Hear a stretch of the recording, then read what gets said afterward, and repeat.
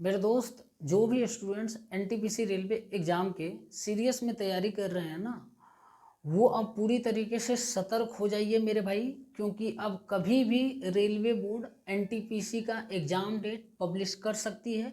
क्योंकि बहुत समय हो गया फॉर्म भराया हुआ, और पूरी तरीके से जो भी प्रोसीजर होगा रेलवे बोर्ड का फॉर्म का कटनी छटनी करना, वो कर चुका होगा।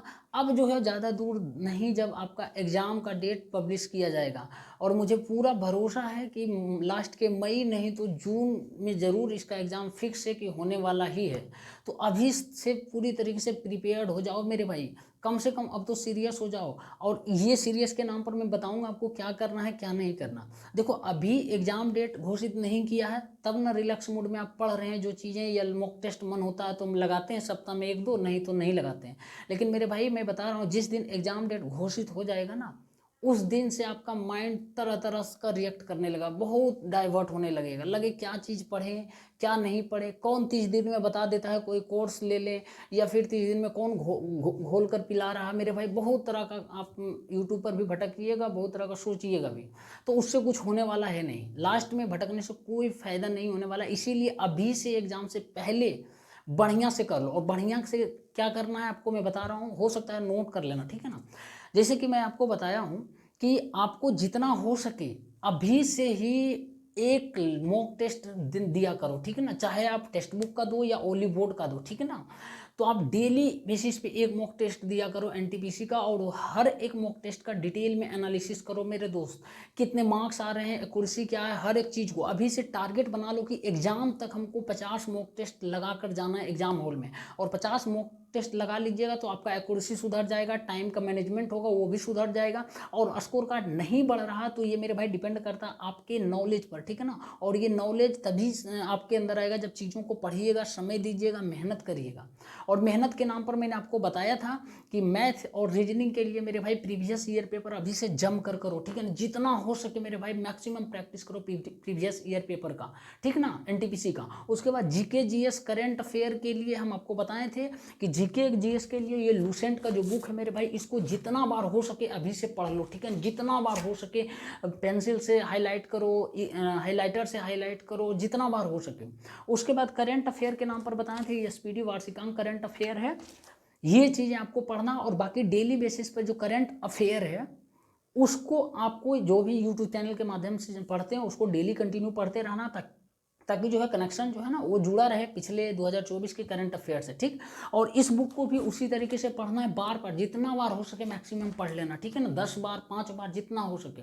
और लूसेंट को उसी तरीके से करना। बाकी मैं जो क्लास लेता हूँ स्पीडी करंट अफेयर का और लूसेंट का जो क्वेश्चन लिखवाता हूँ मेरे भाई, इतना ही करना, इससे ज़्यादा कुछ नहीं करना। और साइंस का जो भी बाकी जीके जीएस का जो भी प्रीवियस ईयर पेपर रेलवे का होगा, ठीक है ना, रेलवे का प्रीवियस ईयर पेपर तो भी होगा जीके जीएस, तो वो भी कर लेना बढ़िया से, ठीक है ना। उससे ज़्यादा करने की कोई ज़रूरत नहीं, इसी को बार बार पढ़ना, मैक्सिमम पढ़ना जितना हो सके मेरे भाई। क्योंकि मैं देखा हूँ ना कि एक ही क्वेश्चन बार बार आ रहा है, चाहे जीके का हो, मैथ का हो, रीजनिंग का हो, या फिर करंट अफेयर का, सेम टाइप के क्वेश्चन पूछे जा रहे हैं। तो आप इसमें प्रॉपर वे में मेरे भाई पूरी ईमानदारी के साथ, पूरी मेहनत और शिद्दत के साथ तैयारी में लग जाओ।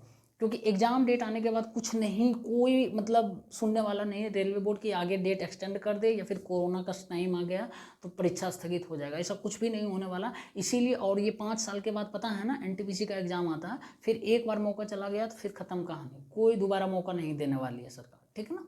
तो अभी से ही डेली मॉक टेस्ट एक लगाया करो मेरे भाई, और हर एक मॉक टेस्ट का एनालिसिस डिटेल में करो, ठीक है ना। इसके लिए आप टेक्स्ट बुक पे लगा सकते हैं, बहुत बढ़िया प्लेटफॉर्म, नहीं तो फिर ओनली बोर्ड, ठीक है ना। हालांकि टेक्स्ट बुक को मैं ज़्यादा प्रीफर करता हूँ, तो आप लगा लेना, ठीक है ना। उसके बाद फिर हर एक चीज़ को देखना, नॉलेज जहाँ पर आपकी कमजोरी है ना मेरे भाई, उस एनालिसिस में करना कि जहाँ कमजोरी है उस कमजोरी को दूर करना। ऐसा होता है ना कि देखते हैं स्टूडेंट्स, एक टाइप के क्वेश्चन आ रहे हैं मैथ का या रीजनिंग का, तो उस क्वेश्चन को इग्नोर करके चले जा रहे हैं, नहीं पढ़ रहे हैं, लगता है यार एक क्वेश्चन गलत हो गया कोई बात नहीं, फिर वही टाइप का क्वेश्चन आ जाता है, फिर वहाँ पर छूट जाता है स्टूडेंट का। लेकिन ऐसा मत करो, एक बार ठीक है छूट गया, उसको हम देखेंगे ना, यही कमजोरी को है ना दूर करने का बेहतर तरीका है। जो भी आपसे क्वेश्चन नहीं बना उसको देख लो, यूट्यूब पर देख लो भाई, उसका मान लिया स्टेटमेंट एंड कंक्लूजन का रीजनिंग में क्वेश्चन नहीं बन रहा, तो उसको आप यूट्यूब पर देख लो, 2-4 वीडियो देख लो लेक्चर। कैलेंडर का नहीं बन रहा, कैलेंडर का देख लेना। कैलेंडर का मैं इतना अच्छा बताया हूँ मेरे भाई, रीजनिंग का हर एक क्वेश्चन बनेगा, और ये खास करके रीजनिंग का टॉपिक में बहुत ही इंपॉर्टेंट टॉपिक है, बता रहे हैं।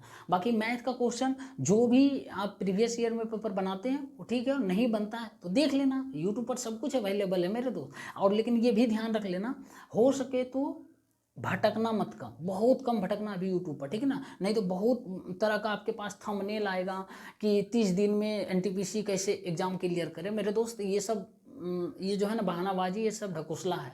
30 दिन में कोई टीचर है ना दुनिया को, कोई टीचर घोल कर नहीं पिलाएगा। मेहनत जो आप स्टार्टिंग से की है वही मेहनत आपको काम देने वाली एग्जाम में।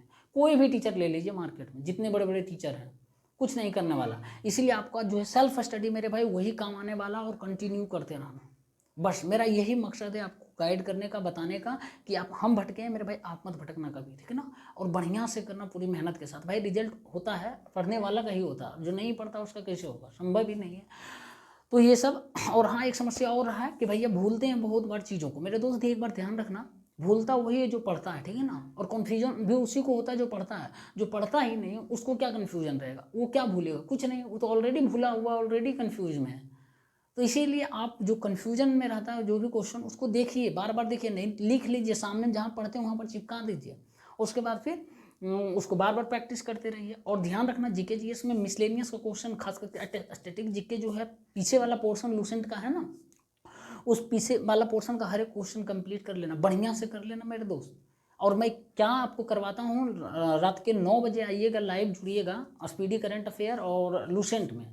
वो उसका जो है ना प्रूफ मैं आपको दूंगा कि लाइव मॉक टेस्ट जब ओली बोर्ड या टेक्स्ट बुक का पूछा जाता है, उसमें से 40 जीके जीएस पोर्शन में, टोटल करंट अफेयर और जीके जीएस में 25 क्वेश्चन 26 क्वेश्चन लड़ जाता है। अभी ही टोटल पूरे क्लास हम करवाए नहीं एग्जाम तक, समझ रहे हो। और वही चीज़ हम देते हैं जो क्वेश्चन टू द पॉइंट आता है। हम विश्वास करिएगा, मैं आज जो पढ़ा रहा हूँ वो कल मॉक टेस्ट में आ जाता है।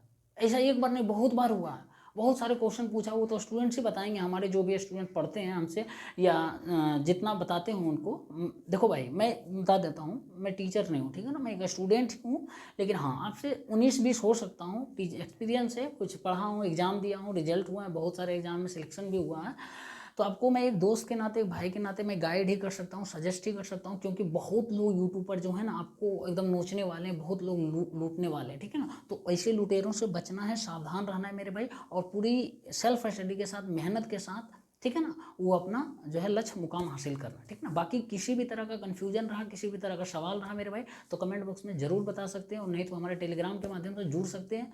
उसके लिए आप यूट्यूब के अंदर में जाइएगा, टेलीग्राम का लिंक होगा, ठीक है ना। चलिए मिलते हैं नेक्स्ट क्लास में, तब तक के लिए बहुत बहुत धन्यवाद।